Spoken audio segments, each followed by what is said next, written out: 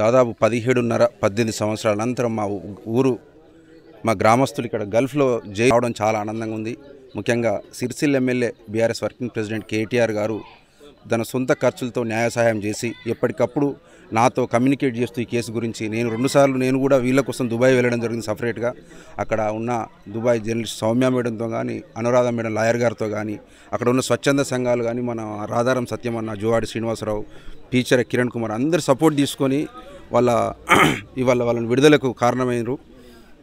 Dubai court కూడా వీళ్ళకు క్షమాభిక్ష పెట్టడం 17 సంవత్సరాల అనంతరం దుబాయ్ ప్రభుత్వాన్ని కూడా మేము కృతజ్ఞతలు చెప్తున్నాం. ముఖ్యంగా ఈ కేసులో నారాయణ స్వామి గారు ఉండే చనిపోయిన సారు, నాగభూషణం గారు కూడా ఇంతకుముందు ఈనాడు రిపోర్టర్ సిరిసిల్ల సార్ కూడా ఫస్ట్ ఈ కేసులో చాలా కష్టపడ్డారు.